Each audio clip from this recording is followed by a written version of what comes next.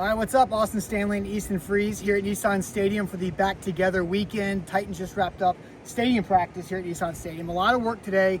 There is a big injury update with Treylon Burks. We'll talk about that. And then we'll get through one big thing for each of us from today's practice. But Treylon Burks goes down on his right shoulder in 11-on-11 work, a throw from Cam Ward down the sideline. Burks dives out of bounds, catches it. Great ball, great catch. But out of bounds, so it didn't count. And then he stands up and immediately goes to hold that collarbone, walks all the way across the field, off the field into the locker room with trainers, and then spotted afterwards with a sling over his right shoulder on a golf cart going to the parking garage. Ian Rappaport of NFL Network, who's in the building today, said that, right there, fractured collarbone for Treylon Burks. Not good. Easton, your thoughts? My thoughts are I am, of course, upset for Treylon. It's a real bummer in front of the fans, right? So, not to be insensitive to him, and a guy that has gone through really, I saw a number of people reacting to this in the moment on Twitter, like this was kind of the full Treylon Burks experience. And so for that to play out over and over, it's kind of beyond parody at this point.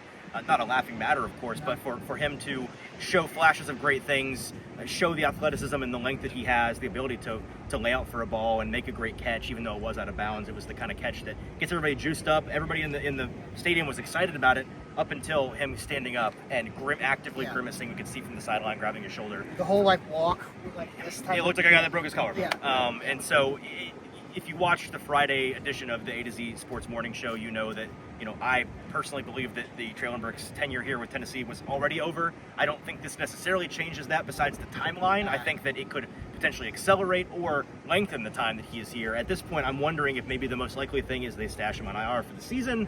He sticks it out. His contract is up after the season anyways, and the two parties go their separate ways in the cleanest possible break in the spring. I think that's the best thing that could have happened, obviously, at this point, right? Because Treylon Burks was not making the team, right? So I got a tattoo on my forehead writing on him. Yeah, luckily you don't have to. I'm feeling better about it. With this, unfortunately for Treylon Burks' right collarbone, that doesn't have to happen. But now nobody has to get cut. Nobody has to make a decision. Nobody has to answer questions about the decision to cut Treylon Burks or why he didn't make the team. Or we don't have to talk about it. Make a big fuss about it. It's over, unfortunately, and I agree with you. This was at this point, the smoothest way for the relationship to end is him being on injured reserve. We hope he heals up, and nobody had to do anybody dirty. It's just, it happened, and that is the story with Treylon Burks' career, because how many times have we seen Treylon Burks get hurt falling, right? It is a tragically poetic way to end the tenure. The scariest one in Pittsburgh, right? After he goes up on the fourth down. I could eagle the Eagles one. The Eagles one, the Eagles one was the scariest one, but I mean, there's a couple of them. It's bad that there are competitors for that. In Minnesota, when he fell in training camp a couple years ago, I forgot about that. Sprained knee. Yep. A lot of different times. I mean, so many times. Tearing his ACL in a random practice. In practice, just falling on his hip and getting up gingerly. It's the same story with Treylon Burks. Unfortunately, we talked about it Friday, as you mentioned. He hasn't learned how to not fall or fall gracefully to not get hurt. And today, it all came to a break. Some guys can't help but fall, and they got to be good fallers. And some guys know they don't fall well, so they don't fall. And unfortunately, he is a bad faller that falls, and he's fallen right off the roster. So let's talk about some of the guys that were exciting. Not to bury the lead, there was a lot of good things that happened in practice today. I thought there was a ton of good things that happened today. So one big thing, to take it from Scott Van Pelt, what's your one big thing from today's practice? My one big thing, and I am actively ripping this off of the man behind the camera, my guy JT Runke. So you can fight me about this after we're done recording here. See if you can catch the trend here. And again, JT, bright of him to catch this. The guys that caught my attention today, I liked what I saw from JC Layton. I liked what I saw from Tavondre Sweat. I liked what I saw from James Williams.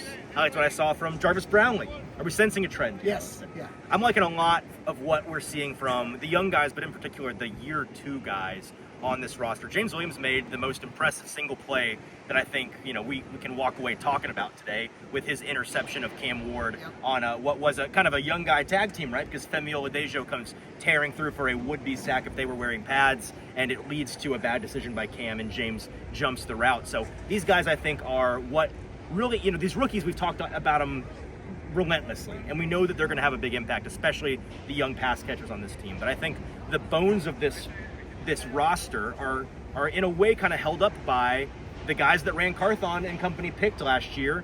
That's a draft class that we still have, at least I have really high hopes for panning out to be one of the better draft classes in recent memory for the Titans. I think a lot of, 3 or 4 or 5 of those guys will end up being starters for this team for the next couple of years. And the way that they practice today is the way that I think they're going to need to really show up on Sundays to bring this team up a level, because they are the guys that we're expecting to see a jump from one year to the next already. Yeah, James Williams, I think, is, look, it's still July. There's a long way to go before somebody writes down and solidifies a starting spot, but him next to Cody Barton seems close to inevitable at this point. It's leaning that way. We kind of felt that was where we were leaning coming out of the spring. For sure. And the way that they've started this first week, these first 3 practices, it does seem to be trending that way. We'll see.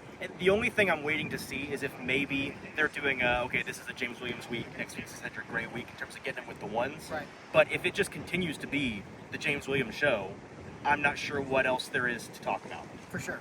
My one big thing, Chad Brinker said last week at the press conference that not a lot of star power on this team, but he thinks there are future stars. I think a star duo could have been born today.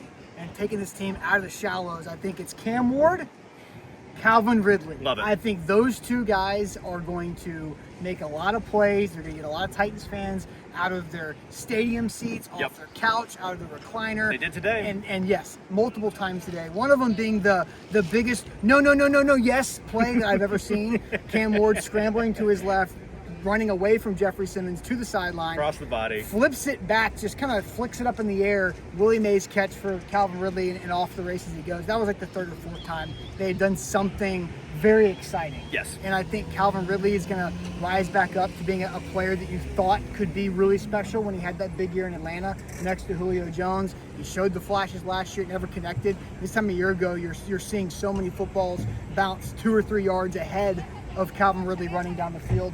This year, it's in his hands. And he's making plays. He's juiced up. The fan, I have not seen any Titans fan hand a baby to a Titans player after this practice that the baby did not know before I saw a fan hand a baby to Cam Ward today. That's right. And took a quick picture, and the baby went back to the first row. He's like he's running for mayor of the city, man. He's crazy. Shaking hands and kissing babies out here at Titans practice. I couldn't agree more about the Calvin Ridley connection. I think that he's a lot more comfortable in the system in year 2, and I think that the connection that he and Cam are going to have. I know you're not a fantasy guy, but I turned to you at one point in practice today and said, I'm not sure you can draft Calvin Ridley too high in fantasy this year, because he has a 8-lane superhighway, freshly paved runway to becoming the #1 target of Cam Ward from week 1 all the way through week 18, and I'm not sure anything besides an unfortunately timed injury is going to stop that. Yep. Like the show, subscribe to the channel. We'll be back on Monday morning, Buck Rising Live for prime time on Sunday night. He'll have his recap of this open practice in Nissan Stadium. Guys, after today, there's one more outdoor Nissan Stadium practice. How about that? And then it's inside. AC forever from there on. Practice. Yes, absolutely. All right, guys. Make sure you hit the like button, and we'll talk to you guys on Monday. See ya.